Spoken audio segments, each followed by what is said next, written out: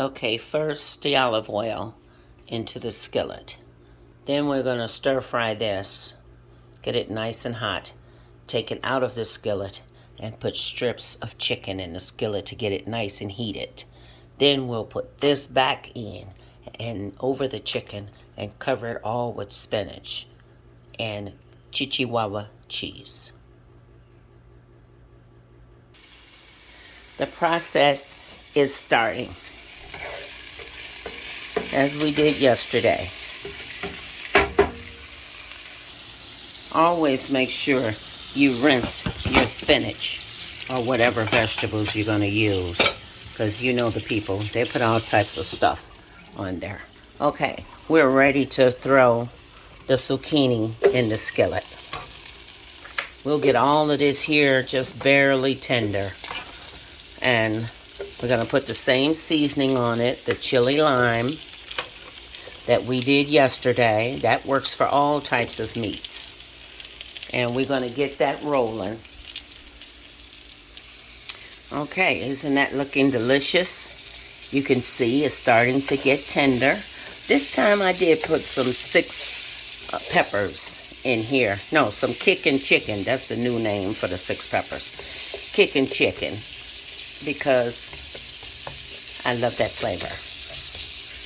Okay, so now it's time to throw the tomatoes in.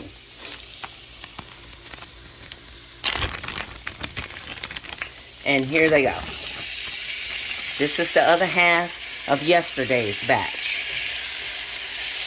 And these are not regular tomatoes. Just so anybody don't know, you can't cook regular tomatoes that you use for sandwiches. Do not use those tomatoes to try to cook. Or can. I made a mistake and canned those kind. You're supposed to can and cook with romaine tomatoes. Oh, not romaine. Start with a P. I'm sorry. But it's Italian tomato is the cooking kind. You'll notice that it's more redder than the ones we put on the sandwiches. The one that's shaped like an eggplant, sort of. That's the tomato that we cook with. Okay? We're going to put a little more lime, chili lime, on there because it has all the sodium and flavor we need. We don't need no salt. And we actually don't need no pepper. Because you noticed when you see me cook and hardly ever use pepper. Yes, hardly ever. But you see how nice and delicious it's looking? So what we want to do is take this out before it gets any tender. Because when we put that chicken in there, get it warmed up, and this will be heating again with the chicken, flavoring the chicken. And then it has to make the spinach tender so it'll melt the cheese on top. So we're coming out the skillet right now. Okay, as you see, I've took almost half of that chicken. I have it in the skillet. I took most of the skin off and gave it to the dogs. That gel comes from the bottom of the pan, which has chicken broth flavor. So we're going to heat this all up real good, and then we're going to throw our vegetables back on top and cover it with spinach once it's nice and steaming hot, so it'll melt the cheese on the spinach. We ain't trying to cook the spinach.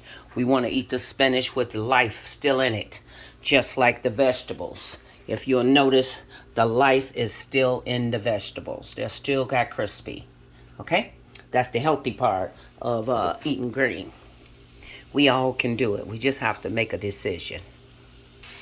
All right. The chicken is nice and hot.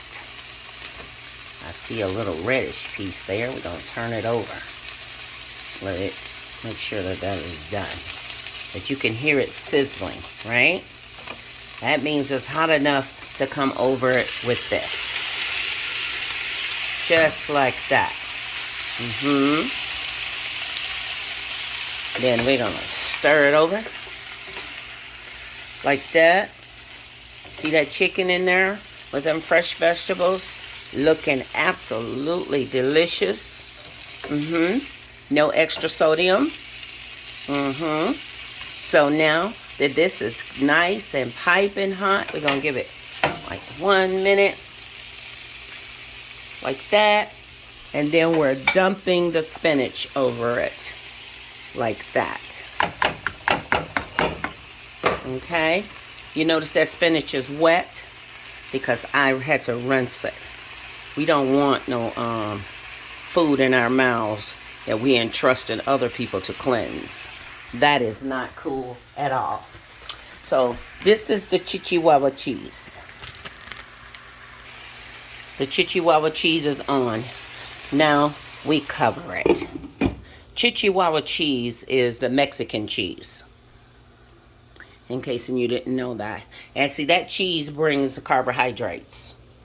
Other than that, nothing in this meal is carbohydrates, which will elevate my sugar. Or no extra sodium, which will elevate hypertension.